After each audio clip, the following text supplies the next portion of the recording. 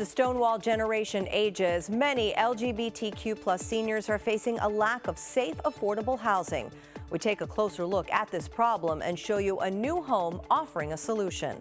Plus, cases of the highly contagious monkeypox virus are on the rise in South Florida and disproportionately affecting the LGBTQ+ community. We look at the steps being taken to help curb the spread. And the Stonewall National Museum's new executive director takes us inside their archives and shares his plans for the future of the museum. That and more. Stay with us as we dive into your South Florida.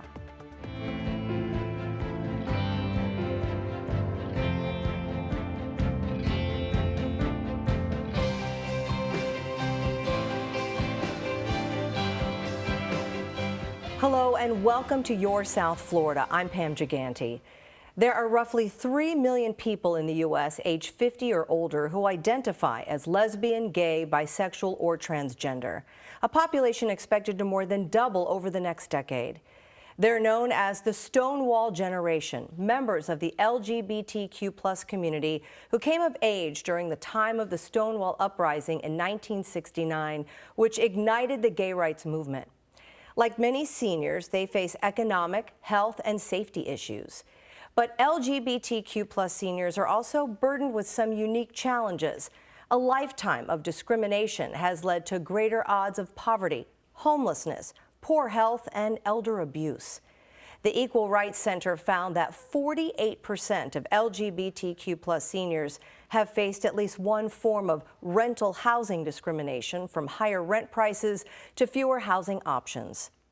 In Palm Beach County, the Pride Tribe gave us a sneak peek of their new facility there, made solely for those over 65.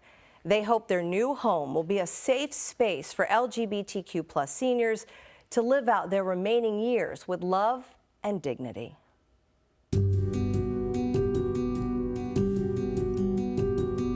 Pride Tribe is an organization we put together to provide services and housing for LGBT elders. These are people who have lived their entire lives, and they've had to deal with discrimination along the way. Some of it was rather brutal, and in their years, their golden years, if you will, we don't want them to have to feel insecure about who they are and being comfortable with their living environment and being protected. Some of these elders, if they go into a facility, they can suffer discrimination, not just from staff, but from residents as well. And nobody wants that to happen. Going back into the closet after freeing your spirit is detrimental to people's well-being, and that we're going to work to make sure that they have a comfortable environment to live in. There is a need. We've talked about this for years. We decided finally that we were just going to put a stake in the ground with the Connie house, and that would be our starting point. Here in South Florida and in Florida, I believe we've made good progress with assisted living facilities and nursing homes and cultural competency training, but that's not true everywhere. It's absolutely not true everywhere. So, as the gay community has always done, we step up and take care of our own, if you will. We've built our own churches, we built our own communities, and we will build our own assisted living facilities and programs to make sure that nobody falls through the cracks and everybody's taken care of and is protected and loved, and that's going to be a beautiful thing. The Connie House will be an assisted living facility, a standard assisted living facility for up to 6 people. So it's a home environment. We'll provide meals, we'll provide scheduling for people. We will bring in the community, and we will take this community that lives in this house out, like to Compass, to Coffee Klatch, to whatever social events that we can do, and people that want to do. We'll also have programming that comes in. In the house, it's a standard assisted living facility. They get their room and board and care, help with getting in and out of the shower and in and out of bed, and meals will be provided and care will be provided. We're going to be more than just some place where people sit around and stare at the TV. There'll be 6 beds eventually and 1 bedroom for staff. The reason this is called the Connie House is after my friend, Connie Kurtz, who was an LGBT rights activist. She and her partner, Ruth Berman, were the first to bring lawsuit to New York, the school board in New York, I believe, for domestic partnership benefits. Connie passed, it's probably 4 or 5 years ago. So it was appropriate to kind of start with Connie as a remembrance. Her spirit is here, her artwork is here. Ruthie donated 6 or 7 pieces of her artwork. She would have given us more. Ruthie is still very much alive and very much a part of this effort to do whatever we need to do to take care of our elders. There is a bill in Congress, it's called the Ruth and Connie Elder Americans Act, and it's named after Ruth and Connie. And basically it adds the LGBT community into protections that are already there for elders in general, if that makes sense. So that would be phenomenal if we could get that done. We don't care what it's called, but it'll free up some monies and some resources for our elder community. The Connie House is in the process of licensure. We are finishing up our permits with the beautiful city of Boynton Beach. So that should happen in the next month. We'll get our change of use permit, if you will. Then we are prepared to go to ACA, the state agency that licenses ALFs. That process will take a couple of months, hopefully. So we'll be up and running by fall. Is it possible to do, the Connie House in, Tampa or Sarasota or some other places? Yeah, absolutely. So where it's going from here, it's up to the community. It literally is. This was a place to get started.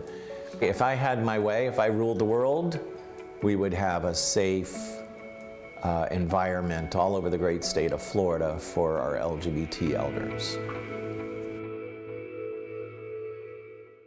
And joining me now to talk more about safe, affordable housing for LGBTQ+ seniors and the most pressing issues that the community faces are Julie Seaver, Executive Director of Compass LGBTQ+ Community Center in Lake Worth.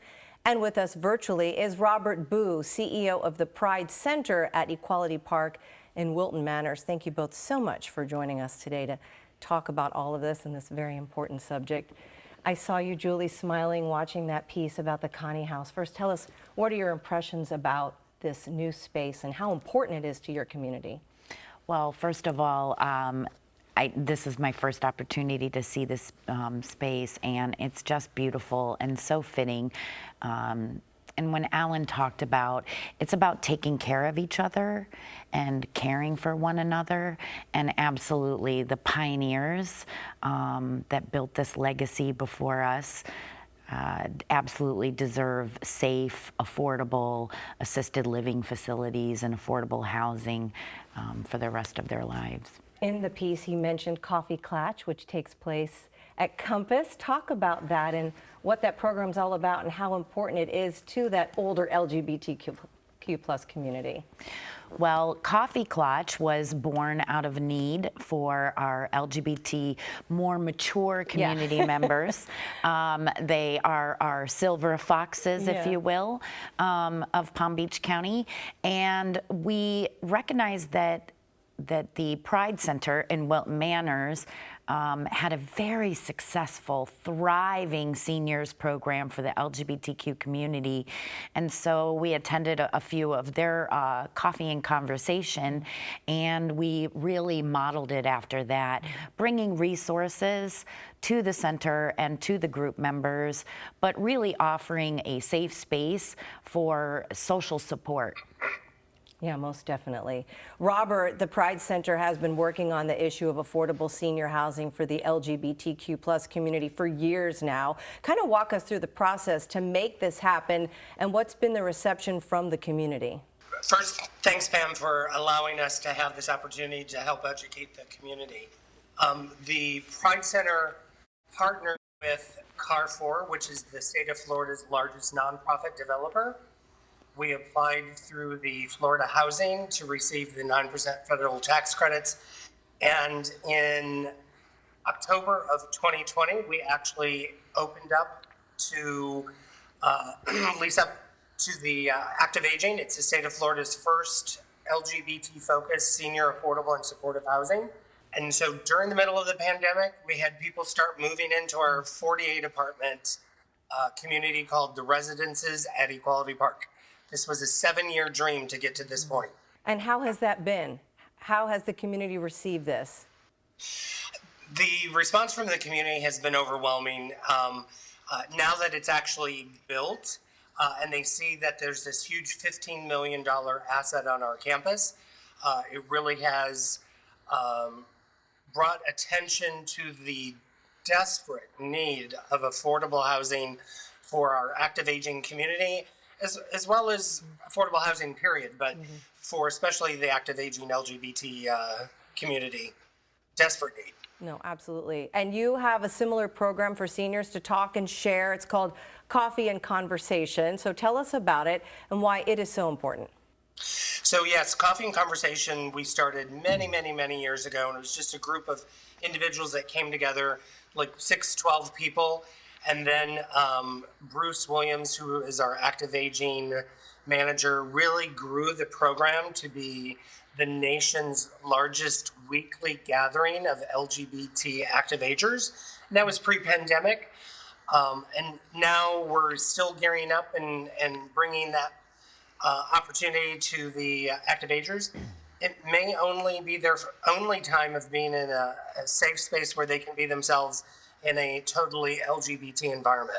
I want to shift and talk about monkeypox for a moment because it's out there, it's in the news, we're hearing so much about it. There's been this uptake in the number of monkeypox cases in Florida, with Broward being the county with the highest amount. So Robert, tell us about the efforts to get the word out to the community that there's a vaccine available and how folks can keep themselves safe. So we actually started talking about monkeypox in late April, trying to educate the community that it was coming across from Europe and it would eventually come to the United States. And then in June, we were approached by the Our Fund Foundation, and they wanted to sponsor a medical educational town hall for our community, and that was the week prior to the Stonewall Street Festival. So we wanted to ensure that the community was aware of monkeypox and how it was contracted and how easily it could be passed on to others. So that way people going into the Stonewall Street Festival Pride celebrations could be armed with information and maybe make better choices. Julie, what about Compass? What are they doing to educate folks about monkeypox? So just like Robert was mentioning about helping others and hosting town halls and getting the information out there, Palm Beach County is also, of course, worried about monkeypox, and the most challenging area is receiving the vaccination. So Compass did host 3 meningitis clinics, free clinics, but we do rely on our Department of Health and local community partners to get those vaccines to us.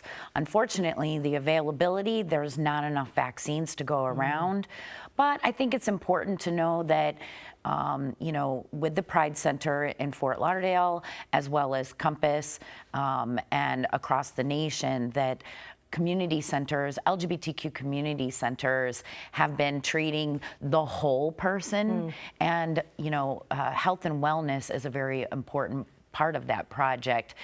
We believe in science.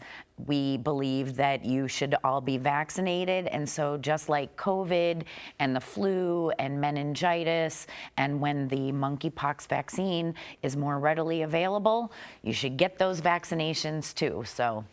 Right. Well, one of the issues, too, that the health department has been talking about, and you all have been very active as well as getting the word word out is talking about HIV and AIDS, obviously. And the latest data from the CDC shows that Black women account for 57% of the new HIV cases, 62% of Black transgender women, and 35% of Hispanic transgender women are living with HIV, in comparison to 17% of white transgender women. So there's also an uptake in HIV cases in people 50 years and older in Miami-Dade and Broward counties. So Julie, talk about what Compass is doing, starting with the focus on HIV testing and education. So Compass, thank you, Pam. Yeah. Compass started out as the Stop AIDS Project in 1988 at the height of the AIDS epidemic. And it was a group of volunteers just passing around condoms and making sure that people had the most up-to-date information. But back in those days, it was truly a death sentence. And so HIV and the AIDS epidemic really is a part of our historical trauma within the LGBTQ community. But we do need to remember and recognize that HIV sees no gender, no age, no sexual orientation, and that we're all at risk. All communities, yeah. That's correct. Young and old, anyone. And Robert, you say there needs to be a renewed push to target Black, brown, and trans communities with more funding. So talk about that and the testing resources at Pride Center. Sure. Well, unfortunately, in the state of Florida, HIV prevention funding was cut at the end of 2018. And so we used to have two programs that specifically reached out to the Black and brown community, and one grant that reached out to the transgender community.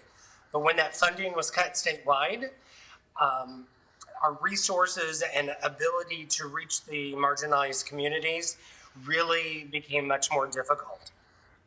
So we try to keep up and go out into the community where the community members are, as opposed to trying to get them to come to the center. But it's an uphill battle. It all comes back to funding. Another issue, and not just of concern for the LGBTQ plus community, but for many, for educators and for parents as well, is the recent banning of books in some public schools, which went into effect July the 1st. There were the so-called woke math books that were debated by the Department of Education and affected the whole state. And then there are books banned in certain districts across the state. Books particularly dealing with gender identity, sexual orientation, or even critical race theory. So, Robert, what are you hearing from parents in the community about this, and how do you think this is going to affect students and young people? I think, unfortunately, this is an attempt to whitewash the LGBT community out of the books, and banning of books is absolutely ridiculous, and it's putting our educators in a very difficult situation where they are now not even allowed to have pictures of their husbands, wives, significant others in their classroom. So this whitewashing is absolutely horrible, and will be judged in history just terribly. Julie, what about you? What are you hearing at Compass from families and parents related to this issue? Are they worried? Are they concerned? Oh, absolutely. Yeah. It's affecting our children and our staff, our volunteers, and our community members on a daily basis. I think that what is ironic is that America was built on the idea of freedom of speech and freedom of ideas. And that freedom, those freedoms end when we start banning books and erasing history and communities from our history.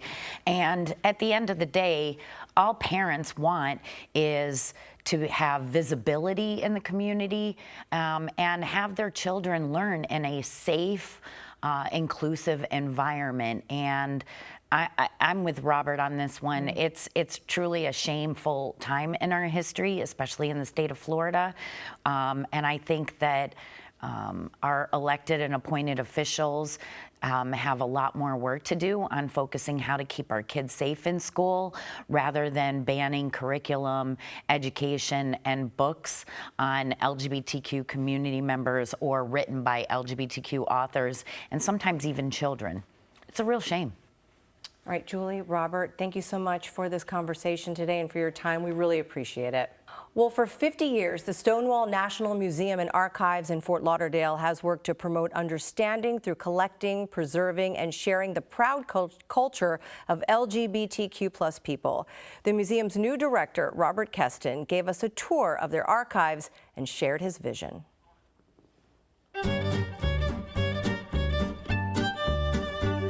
I'm Robert Kestin. I'm Executive Director of Stonewall National Museum and Archives, which is one of the largest museums, archives, and libraries in the LGBTQ community nationwide.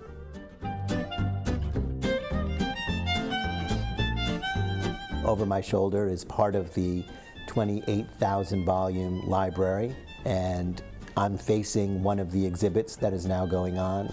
And then around the corner is another exhibit, and then beyond that are the archives.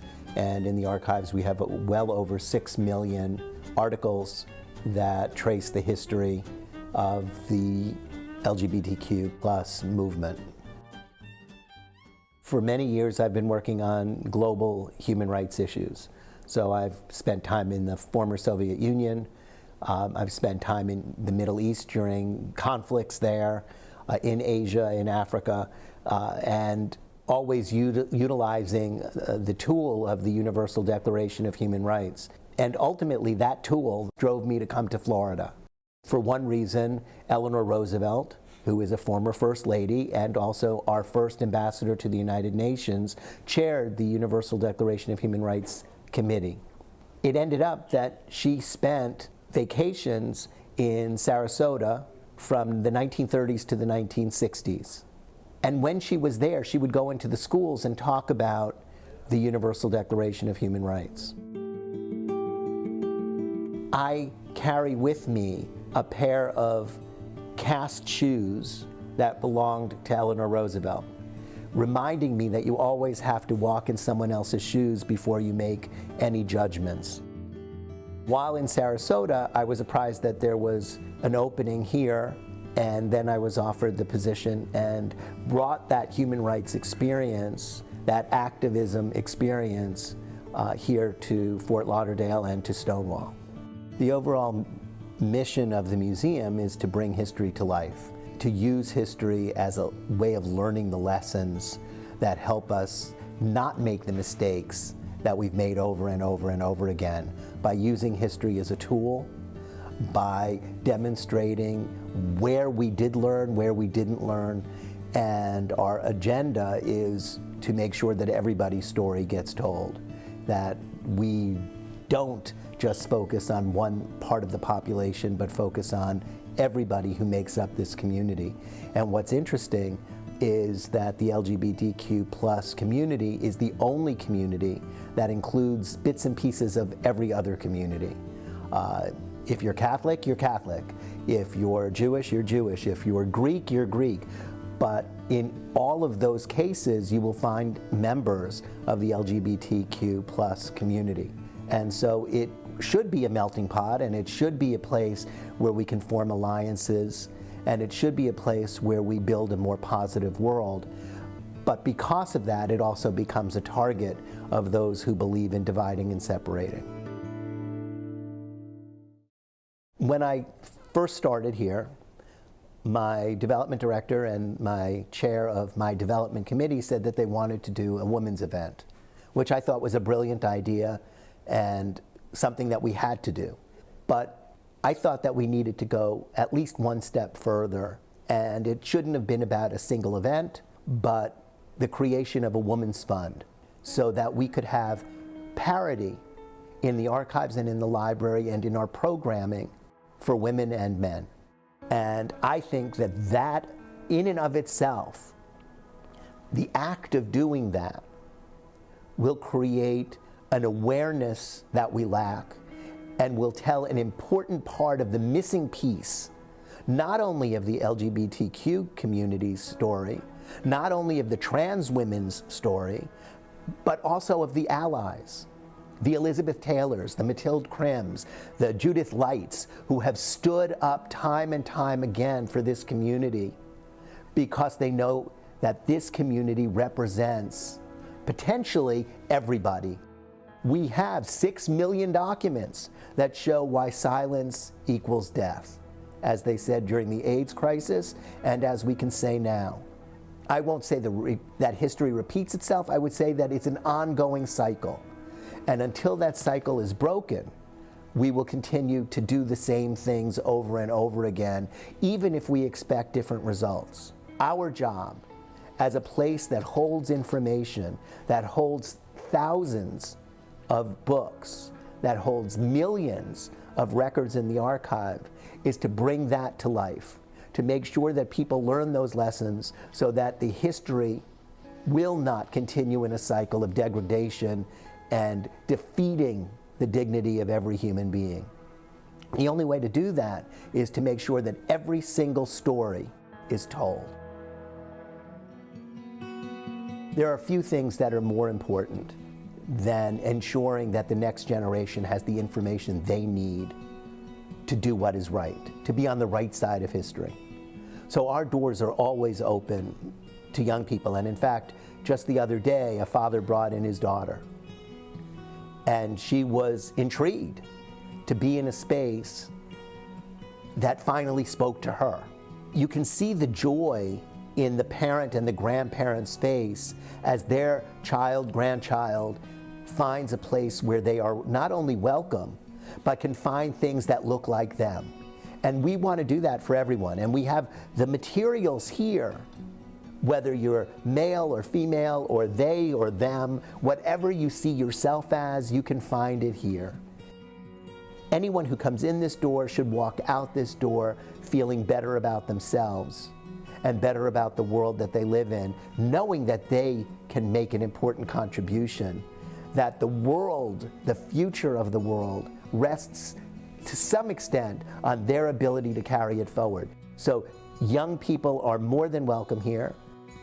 We're hoping that the new laws in the state don't prevent that from happening, and that schools will take advantage of all that we have to offer, because this is an important piece of American history.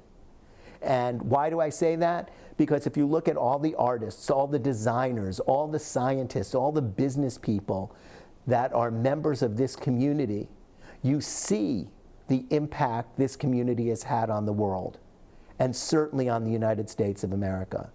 And you saw what was taken away during the AIDS crisis when so many of those great talents died from an illness that probably could have been treated earlier if people in power were willing to act.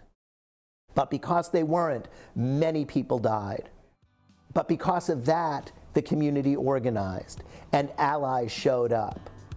And there was Elizabeth Taylor, and there was Doris Day, and there were all these iconic figures representing the very straight world coming to the aid of people who they knew and respected because of their talents and contributions. And that's the message that we need to carry out there, that we are not some pariah that's out to destroy, but we are contributors that want to enhance the quality of life for everyone. We want this to become the Village Green, not only for people in Fort Lauderdale and South Florida, but for the nation. To know that you can come here, you can get the information that you need without bias. You will not be judged because of who you love or who you like or who you want to spend time with. You will always be welcome, and the information will always be available to you.